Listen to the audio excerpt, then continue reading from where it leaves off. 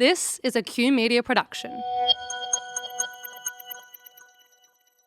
Leading and navigating change across a business can be overwhelming. So many leaders are handed a project by their board or CEO, and suddenly they're expected to create the vision, inspire their team, navigate roadblocks, and make some really hard decisions. It can feel like you're swimming in the ocean at night, not knowing which way to go. So how is a leader supposed to know how to drive change? The challenge is, there's no course or dummy's guide to leading change.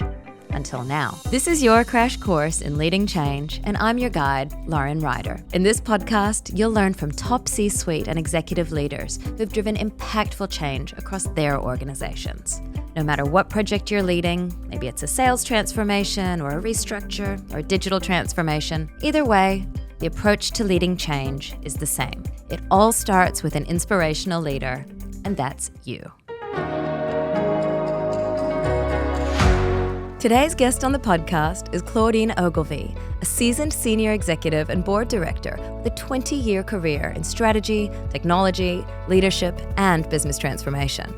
She currently holds the position of managing director at O&O Consulting and serves as non-executive board director for Cuscal, a major player in payments and data. Claudine's impressive accolades include being named the top CIO 50 in Australia in 2016, due to her impressive expertise in data and analytics, cybersecurity, and high-performing team building.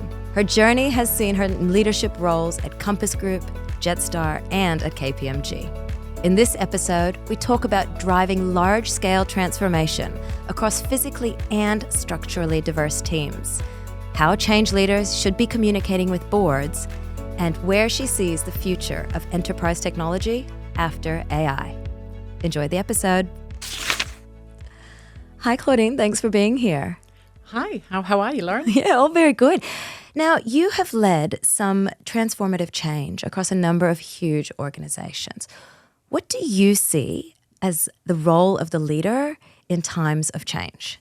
There are a few things I think leaders need to really lean into. One is making sure the strategy is really clear, the outcomes are really clear, because particularly in times of change and uncertainty, which has certainly been the case in the last few years, things change all the time, and so you're going to have to pivot, and pivoting is a really good thing. You really need to be quite adaptable. So having really clear objectives and goals is pretty pivotal. Making sure, I think number two is that your people are set up for change. So it could be right people to lead the change, making sure that there's the buy-in, you have the governance structures in place, etc. And I think thirdly, making sure the risk is clear. What is your risk appetite? What are the boundaries that you can work within? And if you can get those three things in place, that should, I would hope, empower your people to get on with that change. Well, that's excellent. Well, I think we should get into some examples because you have led some massive projects. Tell me about one of the big transformations that you've led. So I think a nice example is when I joined Compass Group just at the beginning of the pandemic. For a little bit of context, Compass Group is it's a very large food services organisation. It's listed in London out of the LSE, and it's highly federated out into the countries. It was quite a traditional food services organisation. Think canteens and trays and things like that. And at the beginning of the pandemic, like with so many businesses, they had to completely pivot. A lot of their clients shut down. They service businesses, cafes for schools, for lobby cafes, that sort of thing. And so they had to really pivot from very traditional operating models to digital operating models practically overnight. And it was, the burning platform was pretty clear. They acquired a digital organisation out of India called SmartQ. And this is kind of where I come in. So we helped scale digital operating models and a data business to support those models and our clients across 10 countries in Asia Pacific. So that was no small feat, and it had to happen fast. And all online. Yes, you couldn't really travel to most of these countries. Yeah, it was pretty intense, actually. So how did you start? I think you really need to get everybody on board for a start. You really need that the buy-in. I think there are a few key learnings through all this. One is understanding what you're trying to achieve through this. What are the problems you're trying to solve, and how that comes first before, say, the change itself or the solutions itself, and then getting alignment with your CEOs, with your executives. That's absolutely critical. And I think some of the learnings that we had, particularly when times are changing really fast, I would sort of divide into three categories. One is insight is not enough. You need to have foresight. You need to be able to try and understand what's coming. And that's really tough. That's really, really difficult. But it means being really close to your operations, being close to the context, using data as much as possible and not just sort of the emotion of the moment. So foresight, not just insight. I think secondly is being able to respond, not just react. And that requires a little bit of strategic thinking, perhaps following on from the foresight piece. And so when you think about your change, are you responding thoughtfully and not just reacting in the moment? And then finally, I think the adaptation piece is being able to adapt. So setting up your change frameworks, your strategic frameworks, even your operations, to be able to adapt fast as things change. So let's get into sort of what some of the parts of the project were, because this sounds fascinating and it sounds like there was a lot of moving parts and a lot of diverse stakeholder groups that you would have to have gotten on board, because this is a big business. Yeah, absolutely. A specific example might be helpful to sort of outline what that looks like. One of the, I think, exciting changes that we engaged in was a commitment that we made to our shareholders about food waste in that time. And Compass committed to reducing its food waste by 50% by 2025. And that was huge, mainly because how do you auditably measure food waste reduction in an enormous amount of sites? So for a Compass Group in Asia Pacific, which was sort of my patch, we had 3,000 sites across 10 plus countries that were incredibly different, very different operating environment and cultures. And so we had to sort of lean into that altogether, and they had solutions in the past that didn't quite work out for a number of reasons. So we, as a team, would work with each of the country leads to understand, what would work. There were three areas of pushback or real challenges to this major change that had to happen, because you might think of reducing food waste sounds nice, but it requires significant operational change of the front line, how you work, maybe even how you cook, how you serve, all those sorts of things. So how do you overcome that? Some of the pushback was simply, we're a very low margin business. We can't afford to add more tech and digital and processes in the front line that is costly to us. That was a key issue, and we overcame that by working together as a group. We're very federated, I think, keep in mind. So everyone sort of operated often quite independently of each other. But for the we were able to come together as a group, leverage our regional, if not global scale, to have one solution, one digital solution, and we collaborated with a company called LeanPath to do this. And because of those economies of scale, we could bring down the price significantly for everybody, so that unit margin price at the front lines was acceptable. I think the second real big pushback and the challenge that we faced was, it's just not fit for purpose. We have very, very different sites at Compass Group. We've got massive sites that are industrial scale that are, that either are central production kitchens and service many sites, other sites, if that makes sense. Massive kitchens that will service things like the Defence Force, mining villages, et cetera, the very, very large scale. And then we had tiny, tiny, tiny sites that were, I would think pop-up sites that didn't have very much going on. And there were lots of them and, very dynamic sites. But they, from a food waste perspective, it was very difficult to justify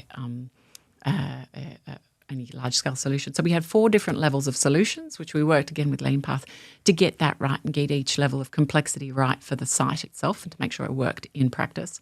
So being close to your operations, that's a really key one. And I think the third one, which I think you're like, is change capacity.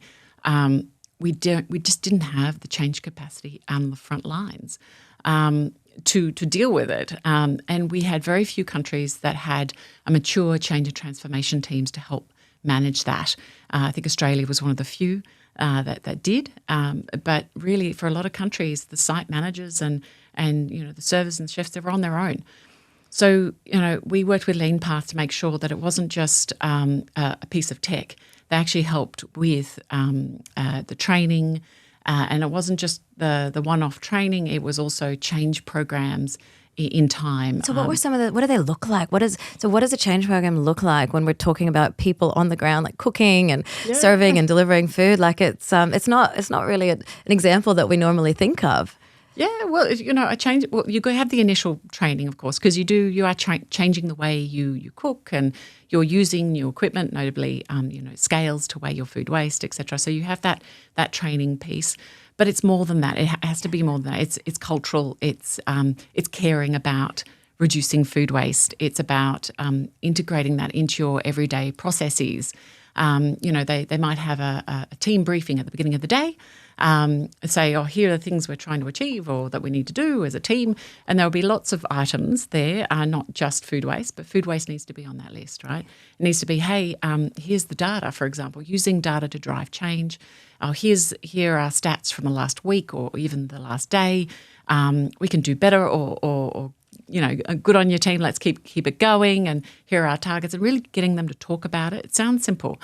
Well, but it's a huge behavioural mindset shift, and that's the hardest thing to get people to do. Was once you kind of got them inspired, did somebody have to come up with a vision or, to really get them on board with this whole food waste idea? Well, I think the vision for the region was set, but then you needed, say, the leads, the executive chefs to want it, own it, and drive it. Yeah. It couldn't just be the change team or the digital team's project. They had to want it and own it.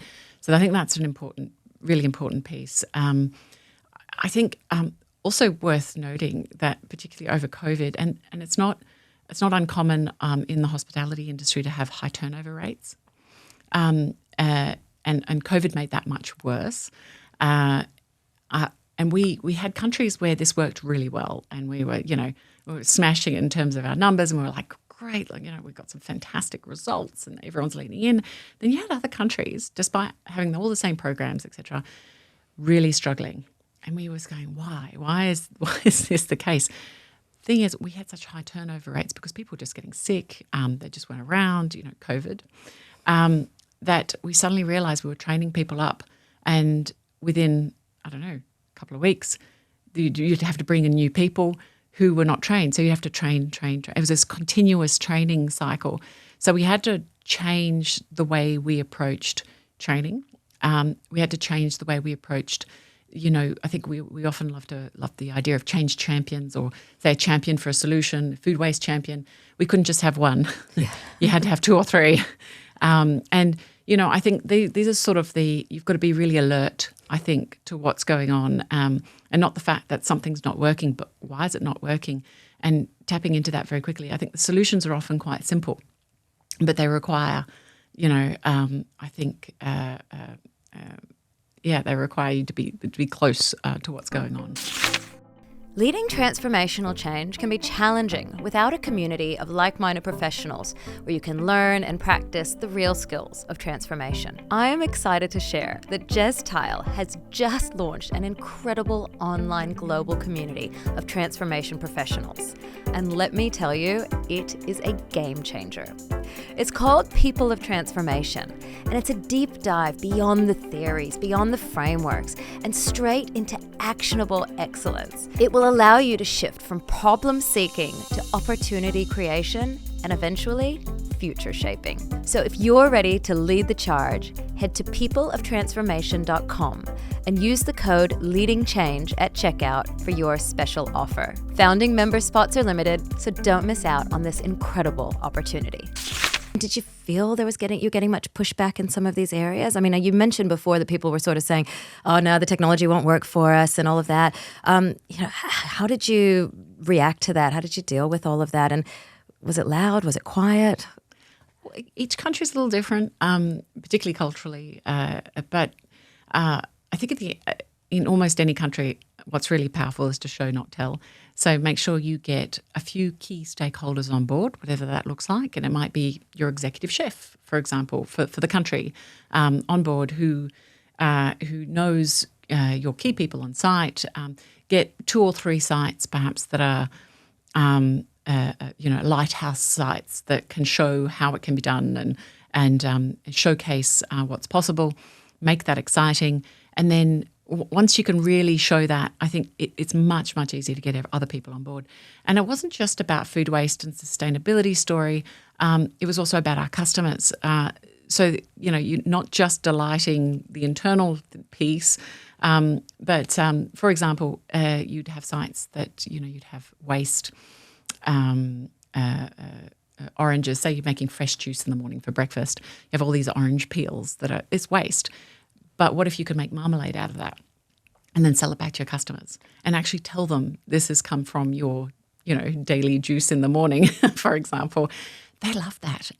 So you had marmalade in more Western countries, but then in India they chose to make chutneys, and they were delicious. They were really great stuff. And so all of a sudden, not only are you, smashing your sustainability targets, delighting your customers at the same time, you've also got another small, albeit revenue stream as well. Those innovations came from our executive chefs. They came from the front line. I think at a regional level, we were driving, we've committed to shareholders, 50% reduction in food waste, and then we need to build programs. We need to make this exciting. But the real gold came from the people who are making it happen. And so the question then becomes, I think, how do you elevate those pieces? How do you create heroes out of the chefs, out of the marmalade, out of the chutneys? Yeah, because some people would, want money for that. Some people want accolades. What did your chefs get for, being innovative? Well, every country has their own programs in place. There are, I think, you've got chef awards and reward and recognition programs across. Usually we drive those through the countries. Yeah, because we find, the reason I ask is because we often find that reward and recognition isn't a one-size-fits-all. Right. And so, you're obviously getting the behaviors you want in the right places, but I think it's really interesting, knowing who your audience is and making sure that you have the right program in place to drive the correct behaviors that you're looking for. Spot on. Yeah. Spot on. Now, I'm sure there's been projects where there have been areas that are completely out of your control. How, as a change leader, do you address that? It's the most challenging piece, isn't it? And that's I have a good example of that. The data side of the business, we were building up and out and creating common standards and these what we were calling data hubs, data lake style structures for different countries. We had a team who were building these out and were quite confident, had done this for 2 or 3 countries already. We're like, right, we've got this down pat. We know how to get this done. And then we turned around to do it with New Zealand. New Zealand at the time, if you recall with COVID, they were later to open up with their COVID restrictions. And so, they had quite a stable, if you want, lockdown for a long time. But by the time it came to them and we had decided to implement this data hub and we had great buy-in, we had good structures, we had a project plan, all those things that you need. And then, we were sort of in the early throes of rolling this out. And then we started to see that, it was starting to fall apart a little bit. Things weren't moving. People weren't making the right decisions or decisions weren't being followed through. And very quickly we started to realise that the key decision makings from the top, but also right down to the front lines, it just wasn't happening because they were sick or they were there and they weren't necessarily returning to the same roles. And so I think I like to use a framework called SPADE in those situations. And I think when things go wrong or things are out of your control, it's good to have some frameworks to fall back on and to really sort of rethink or reassess, the thinking. And I think that's definitely one of the learnings is you've got, it's never set and forget. You've always got to go back and revisit what has been decided upon, what were the frameworks, who were the decision makers in place. And if that does fall apart, what do you do? So SPADE is your setting. What is your setting? Why are you doing it? How are you going to do it? But in this context, it was COVID. We did not pay enough attention to what was going on in terms of that setting, the moving environment. We knew New Zealand was opening up, but I don't think we did not anticipate the impact that had on our project, on those decision-making frameworks. The people, obviously, you want to get your RACI in place, but it's not just having your RACI. It's actually, well, what happens when, your decision maker is no longer there to make the decisions? Then what? What's your backup plan? Who's your second in charge? And is that acceptable? Does that make sense in this context? And then alternatives.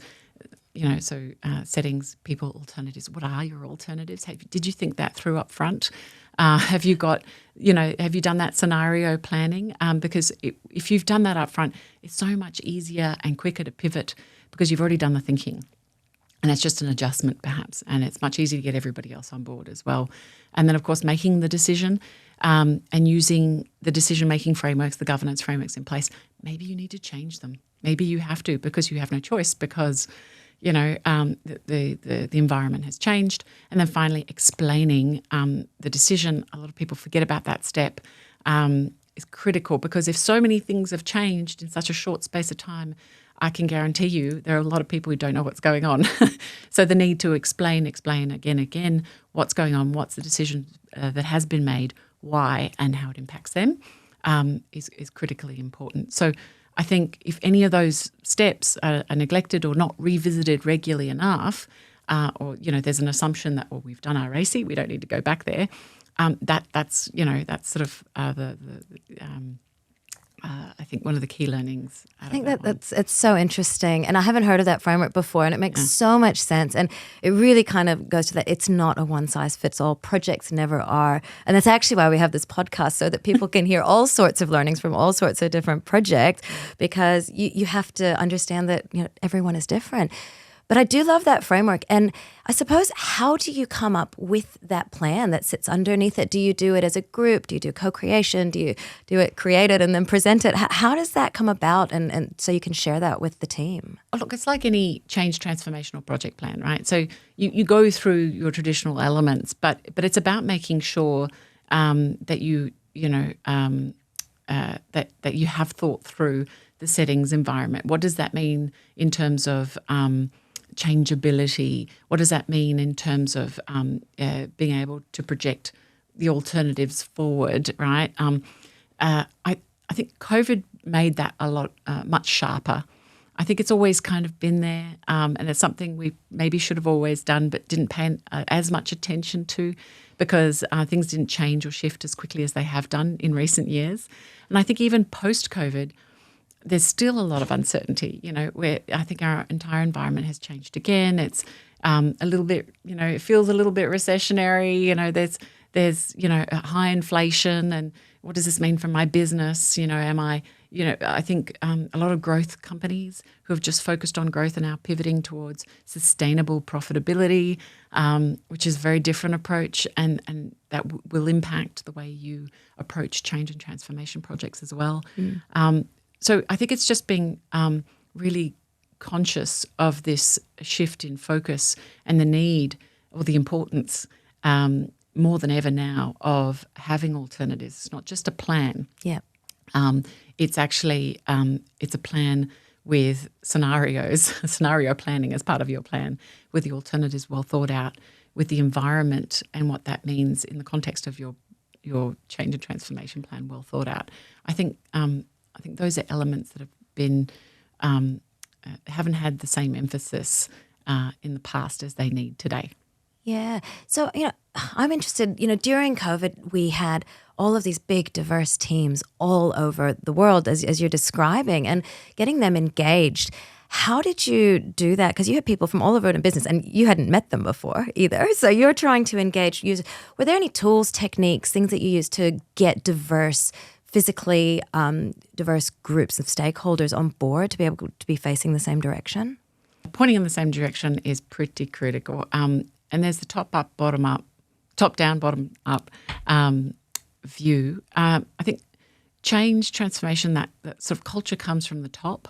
You need to have the buy-in from the top. But if you don't, if you're not close enough to your operations and the people on the ground, clearly you're not going to get the outcomes you need either. And you're not going to be close enough to the changes that are going on to be able to pivot and to, see the signs. So how do you do that? Really, it's about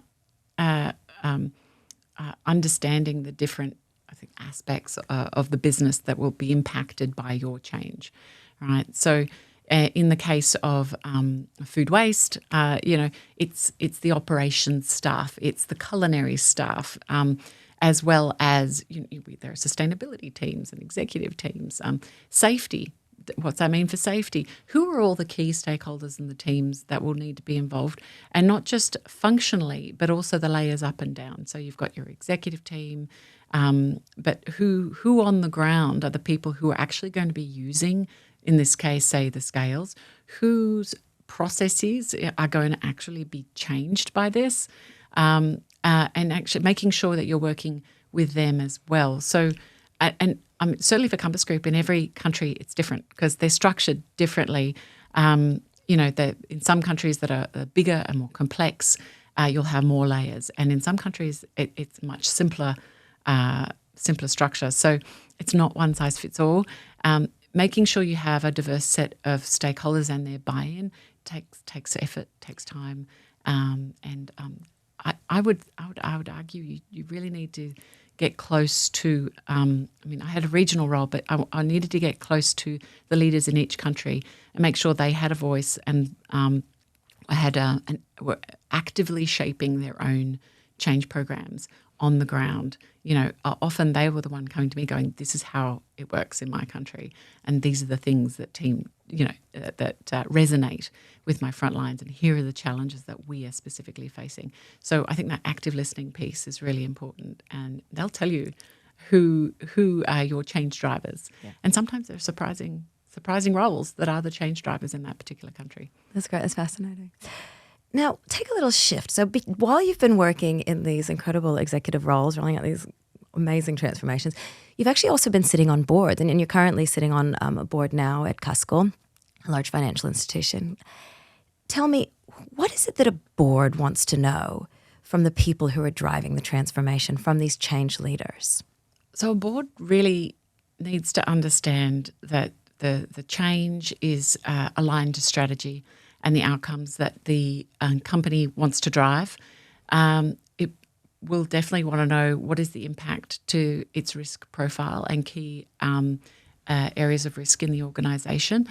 And that can mean, for example, regulatory risk. Will it impact an area of compliance? Will it impact how you report your financials? From an auditing perspective, will it impact, etc. For example, in the sustainability example, it's not a Cuscal example here, but if you're going to make any sustainability claims, you want to make sure you're not exposed to greenwashing claims. And Australia is certainly tightening that piece of regulation. If you're handling data, Australian privacy legislation is going to be changed quite shortly, and it's going to be more closely aligned to GDPR. That's a huge impact and a huge change for organisations. That does mean the way you handle customer data, the way you handle any sensitive data will need to be reviewed at some level. So, I think it's thinking through your change, the impact it has on the different areas of risk. And it can also mean operational risk, risk to your people. And on the topic of people, the other thing they will want to know is the impact on people and culture. are people being trained? Can you, will it impact the business operations, etc.? Is there any impact to culture? So I think and you know what, and it's so comprehensive what you've just given us. And I wonder, what are the pieces that normally, if a change leader comes to a board meeting to present, this is where we're up to, can we get some more funding, or, stage gate, whatever the reason that they're coming to present to the board, what are the big areas that are usually missed in those presentations? Missed. Or what would you like to see that you're not seeing?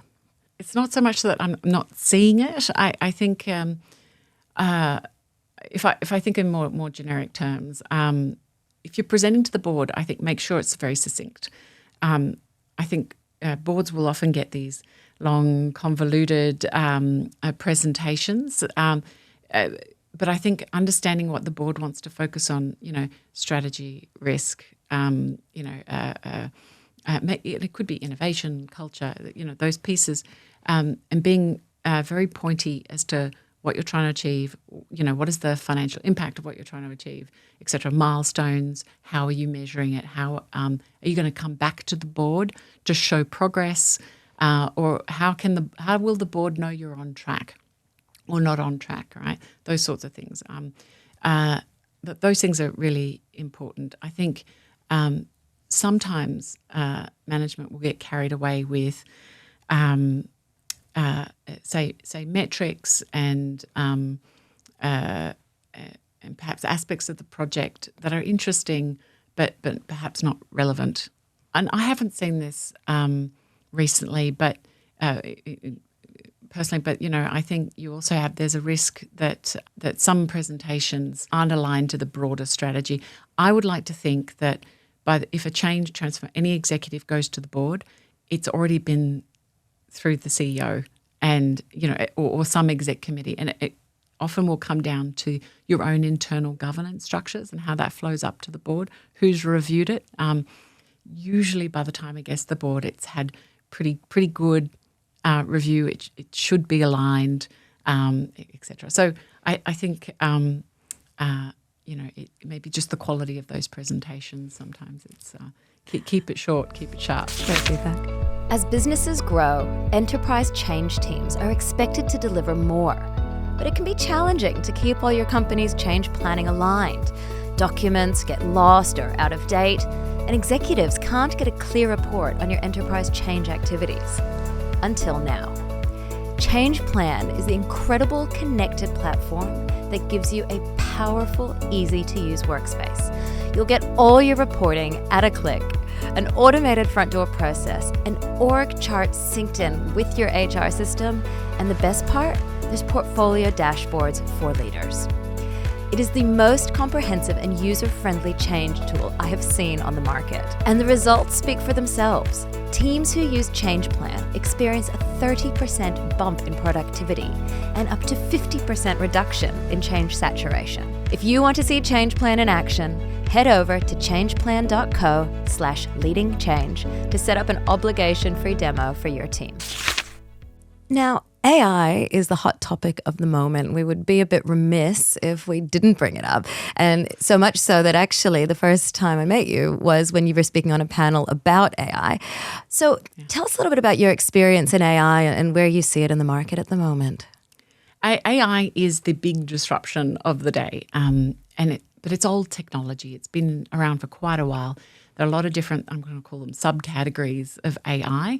And the new one is generative AI, and that's what's created this enormous urgency for change. And it will change and transform industries, products, companies. And I think that's why everyone's really zeroing in on this. They're realizing if they don't focus on AI, they risk being left behind.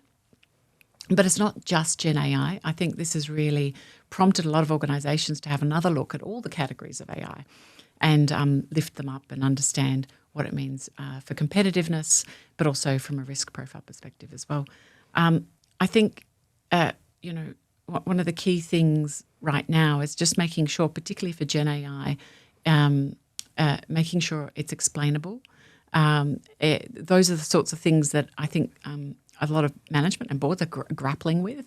Is it explainable? Particularly if you're in an industry which is regulated, that can be it can drive enormous outcomes, but it can also drive enormous risks. So you need to make sure you understand your AI.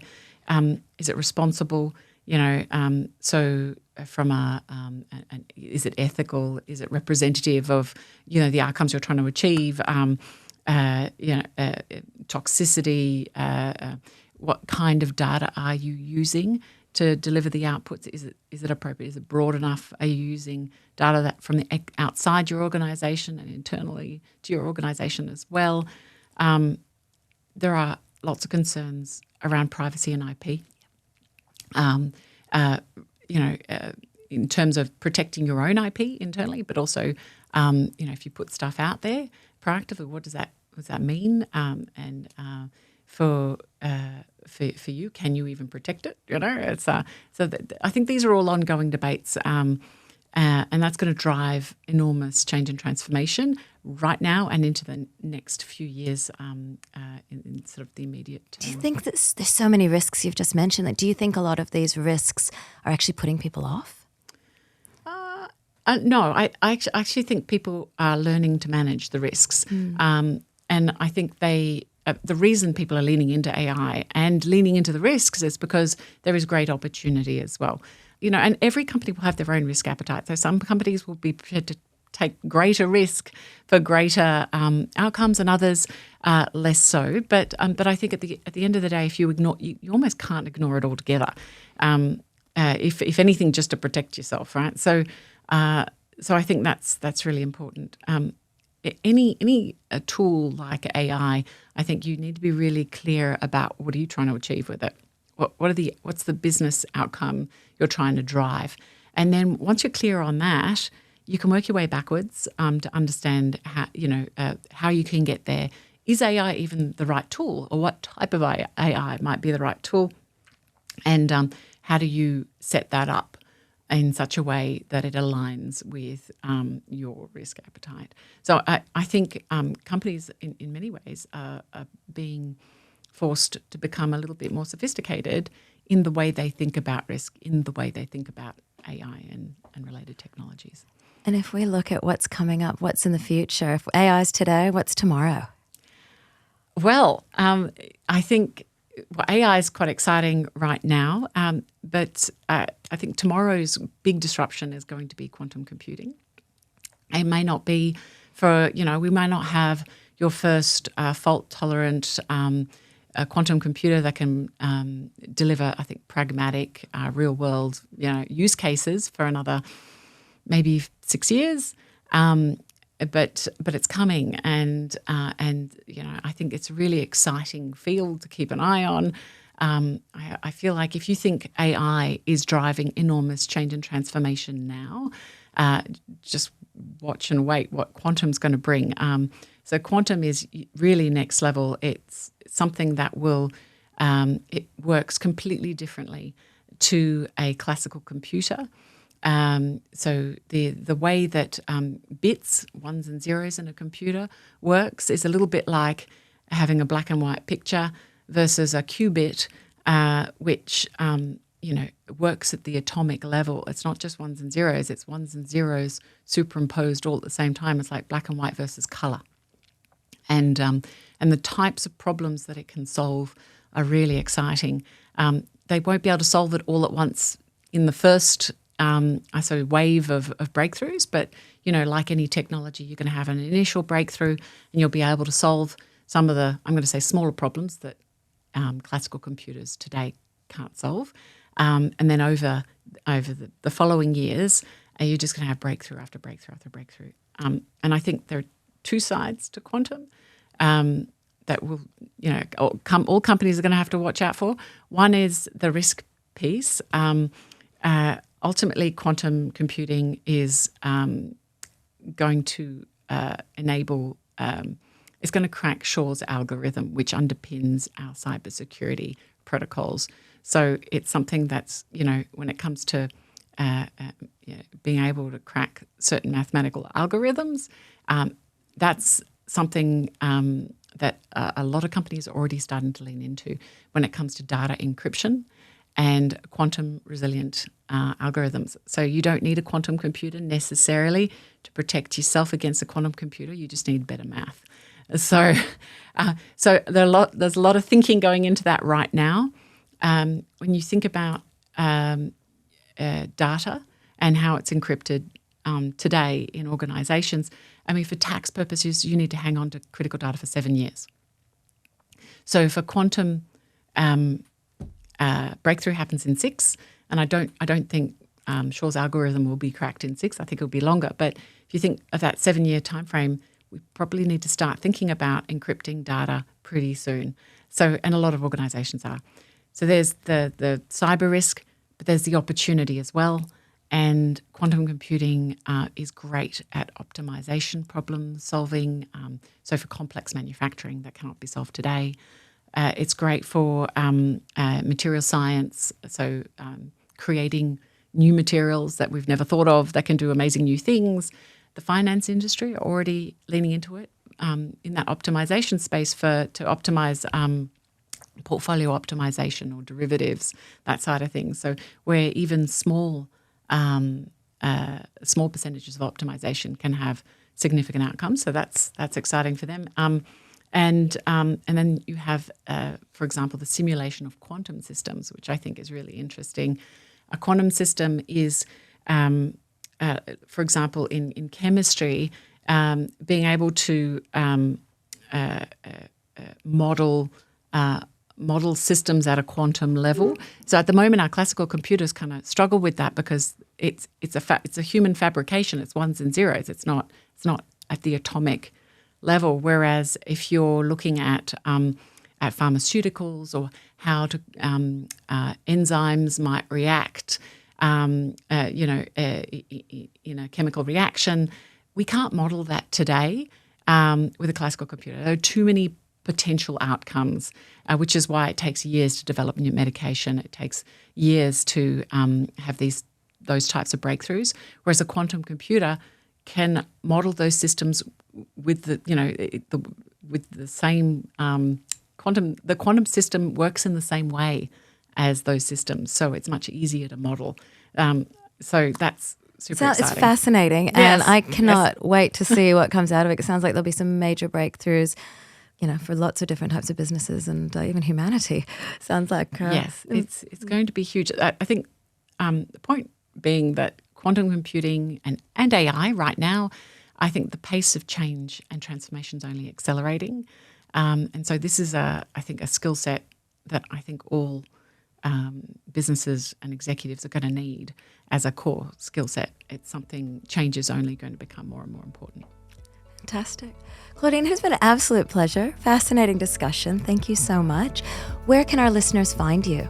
You can find me on LinkedIn. I'd be happy to answer questions and chat further if need be. Wonderful. Thank you so much. Thanks, Lauren. Cheers.